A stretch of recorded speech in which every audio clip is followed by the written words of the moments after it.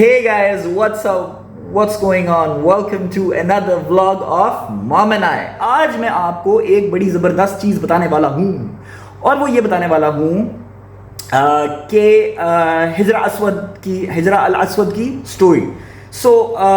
जैसा सबको पता है और जैसा काफ़ी लोग भी हज या उम्रा करने के लिए जा चुके होंगे, तो पहले तो मैं आपको बताता चलूँ कि काबा के 4 कोने हैं और हर कोने का अपना एक नाम है. अगर किसी को नहीं पता, मैं वो चारों कोनों के नाम आप लोगों को बताना चाहता हूँ. पहला तो जो बहुत सारे लोग जानते भी होंगे, पहचानते भी होंगे, रुकन अल यमानी है, रुकन अल शमसी है, रुकन अल इराकी है, और चौथा बड़ा इंपॉर्टेंट है विच इज़ कॉल्ड रुकन अल Aswad, which is the south eastern corner, which is exactly where the Hijr al-Aswad is placed. Okay, so मैंने जिस तरह आपको कहा, हिजर अल-अस्वद is placed at the eastern corner of the Kaaba. It's also called the Rukn al-Aswad. ठीक है. इसका जो एक और स्टोन है जिसके बारे में बहुत सारे लोगों को नहीं पता, उसका नाम है हिजार अस-सादा. It is also called the stone of felicity. ठीक है. ये भी काबा के अंदर लगा हुआ है, जो कि बहुत सारे लोगों को नहीं पता.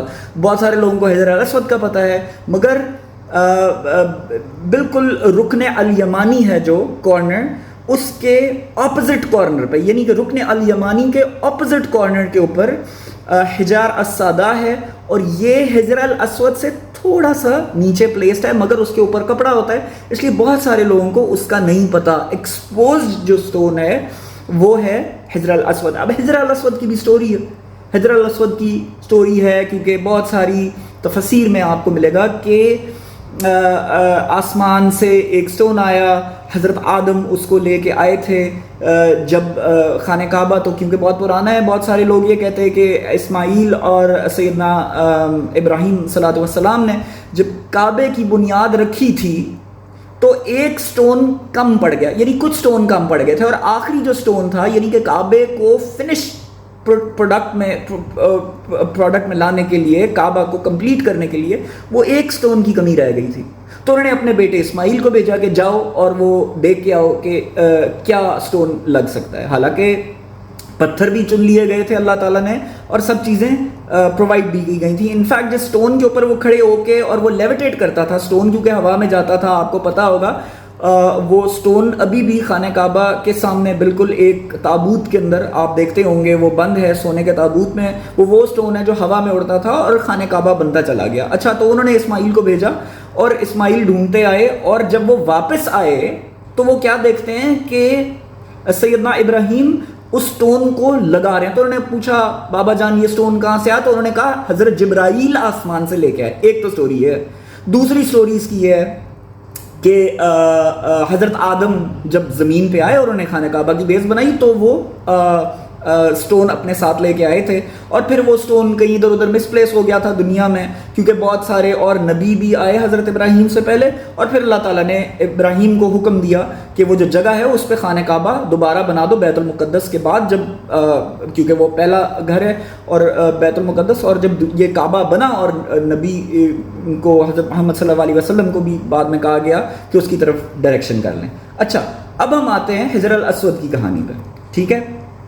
अब आपको मैं ये बताता चलूं कि हिजर अल-अस्वद और दरवाज़ा जो काबा का है, इसके दरमियान भी एक जगह है, उसका नाम है मुल्तज़म. मुल्तज़िम नहीं है, बहुत सारे लोग गलती करते हैं, मुल्तज़म है.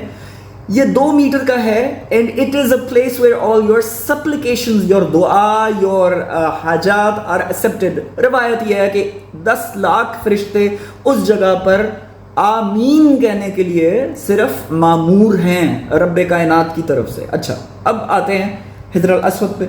हिजर अल-अस्वद एक्चुअली क्या जगह है? बहुत सारे लोग सवाल करते हैं कि शाह साहब मुझे बताएं हिजर अल-अस्वद. तो मैं उनको बताता हूँ, देखिए हिजर अल-अस्वद की एक मुकाम है, एक उसकी रेप्यूट है, और उसका मुकाम और उसकी जगह ये है कि जहाँ से तवाफ़, यानी कि 7 चक्कर आपने लगाने, अगर आप उम्रा कर रहे हैं या अगर आप वैसे भी तवाफ कर रहे हैं तो 7 चक्कर है, तो 7 चक्कर जहाँ से शुरू होते हैं और जहाँ पर ख़त्म होते हैं, यानी कि पहला चक्कर लगाया वहाँ पे ख़त्म किया, वो जगह पे हिजर अल-अस्वद. अगर आप नहीं भी जा सकते तो आप सीधे हाथ से उसको बोसा भी दे सकते हैं, क्योंकि जाना बहुत दुश्वार होता है. कि एक रिवायत के मुताबिक जब हिजर अस्वद आसमान से आया था تو اس کا جو کلر تھا وہ وائٹر دین ملک تھا، اتنا سفید تھا کہ دودھ سے بھی زیادہ. اور ایک لیجنڈ کے مطابق کہا گیا کہ جو اس کا کلر تھا وہ اتنا سفید تھا and it absorbed the misdeeds of the pilgrims by kissing and touching it. یعنی کہ جو misdeeds ہیں، جو ان کے گناہ ہیں، جو pilgrims ہیں جو کرتے ہیں طواف، ان کے گناہ کی وجہ سے وہ کالا ہو گیا ہے. اب عبد اللہ ابن عباس, a cousin of Prophet Muhammad peace be upon him, narrates, اور میں کوٹ کر رہا ہوں عبداللہ ابن عباس کی روایت ہے کہ the black stone came down from paradise and it was whiter than milk, but the sins of Adam salatu wassalam turned it black. یعنی کہ وہ اتنا سفید تھا، اتنا چٹا اور گورا تھا، اور آدم صلاۃ والسلام کے بچوں کے گناہوں کی وجہ سے اب وہ کالا ہو گیا، جس طرح میں نے آپ کو کہا. اچھا، اب یہ بڑے مزے کی سٹوری ہے اور یہ غور سے سنیے گا. بہت سارے لوگوں کو نہیں پتا، بہت سارے لوگ اس کو جا کے چومتے ہیں، بوسہ دیتے ہیں. آپ بھی یہ سنیں. 1930 کے اندر ایک گروہ ہے ایسٹرن سعودی عربیہ میں، ٹھیک ہے، وہ حجر الاسود کو چرا لیتے ہیں. ان کا نام ہے کرماتینز، ٹھیک ہے. یہ ایک ایسٹرن گروہ ہے مسلمانوں کا سعودی عرب میں. 1930 میں حجر الاسود کو چرا لیا جاتا ہے. اچھا، یہ ایک ایکسٹریمسٹ مسلم گروپ ہے from the area of eastern Saudi Arabia. They looted Mecca, یعنی کہ انہوں نے لوٹ لیا مکہ میں. آج قریش کی حکومت ہے. ذرا یہ تھوڑا بعد کا ابھی ٹائم بتا رہا ہوں، مگر آپ کو میں بتاتا ہوں کہ کیا سین ہوا. They looted Mecca, vandalized the city.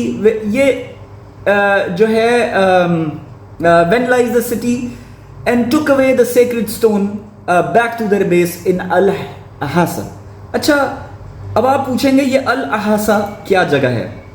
یہ بڑے مزے کی چیز ہے اور یہ آپ غور سے سنیں. الاحاسا، قطیف اینڈ اوال، یہ 3 جگہیں ہیں جو کہ بحرین کے اندر، یعنی کہ بحرین ایک امپائر تھا اس وقت، ٹھیک ہے، جب قریش کی حکومت تھی تو یہ کنٹرول کر رہا تھا ایسٹرن پارٹ آف دا سعودی عربیہ. کس کو؟ الاحاسا، قطیف اینڈ اوال کو. تو یہ جو بندہ ہے، یہ صاحب ہیں، جو صاحب تو خیر نہیں ہے، ابو طاہر کرماتی، اس بندے کا نام ہے جس نے چرایا حجر الاسود کو، اور یہ لے جاتا ہے الاحاسا میں، ٹھیک ہے، اپنی بیس پہ. اور ان کا پلان کیا ہے؟ یعنی کہ جہار، یعنی بحرین جو ہے، اب اس کا نام ہے، یعنی بحرین کے اندر جا کے مسلمانوں کی ایک نئی جگہ کو بنایا جائے. بیکاز الٹیمیٹلی کعبہ کی وجہ سے وہ ایک بیس بن گیا تھا جو مسلمانوں کا ہب بن گیا تھا. تو انہوں نے کہا وائے مکہ بحرین بھی ہو سکتا ہے. تو اور تھے مسلمان، ایسٹرن سعودی عربیہ اب جو ہے اس کے یہ مسلمان تھے. خیر اینی وے، مسلمانوں نے کبھی بھی وہ بھولے نہیں حجر الاسود کو. اور اس کی بھی آپ کو بھی تھوڑا سا ایک میں حوالہ دے دوں گا کہ کیوں نہیں بھولے. یہ بڑی عجیب سی کہانی ہے، کیونکہ اب سٹون چلا گیا ہے، اس کی جگہ خالی ہے، مکہ کو وینڈلائز کیا گیا ہے، مردے اکھاڑے گئے ہیں، یعنی کہ مردوں کو بھی نہیں چھوڑا کرماتینز نے، اور یہ سب کچھ لے گئے. اچھا، اب کیا ہوتا ہے؟ 22 سال گزر جاتے ہیں. 22 سال یعنی کہ 1930 CE کے اندر حجر الاسود کو چوری کیا جاتا ہے، اور 22 سال بعد یعنی 1952 کے اندر حجر الاسود کو کچھ دیناروں پہ دے دیا جاتا ہے. وہ یعنی کہ وہ جو بندہ ہے ابو طاہر کرماتی، وہ دے دیتا ہے. اچھا، اب بعد میں due to historic incidents and turbulent times جو بعد میں آئے، حجر الاسود 8 حصوں میں ٹوٹ جاتا ہے. 2 حصے بڑے تھے، 8 حصے چھوٹے تھے. سارے جو پیس تھے وہ ایک larger semi round silver frame میں، 2 بڑے حصے 8 چھوٹے حصے. آپ گوگل پہ بھی دیکھ سکتے ہیں، آپ کو ہسٹری بھی مل جائے گی. اگر آپ تفسیر پڑھیں گے تو آپ کو پتہ چل جائے گا یہ سارے حصے ایک silver round semi round frame میں جوڑ دیے گئے. تو پہلا فریم جو بنایا تھا ان کا نام تھا Abdullah ibn Zubair, from the second generations of Muslims of Mecca at that time. انہوں نے یعنی کہ پہلا سلور فریم بنایا، اور یہ 8 چھوٹے حصے اور 2 بڑے حصے ایک اس میں جوڑ دیے، جو بعد میں بنتا چلا گیا. ابو طاہر کرماتی کا کیا ہوتا ہے کہ بھائی جان اس کو his body got infected اور اس کے پورے جسم میں کیڑے پڑ گئے تھے, اس کے تھروٹ میں پڑ گئے, اس کے پورے جسم میں پڑ گئے, کیونکہ گلے میں اس لیے اللہ تعالیٰ نے اس کو سزا دی کیونکہ وہ بولتا تھا کہ میں نے اس کو چرایا اور اب میں مسلمانوں کی بیس بناؤں گا. تو جو ووکل وہ اس کے گلے میں پڑے اور پھر اس کے پورے جسم میں پڑے اور بہت ہی پینفل ڈیتھ سے وہ مرا. اللہ اس کو النار کے اندر اس کا مقام ہے اور اللہ اس کو اس کی سزا دے. ٹھیک ہے. اچھا, after the city was destroyed, یعنی کہ کون سی سٹی کی ہم بات کریں؟ مکہ کی. Mecca was partially destroyed, Kaaba was partially destroyed and later reconstructed, بن بھی گیا. ٹھیک ہے.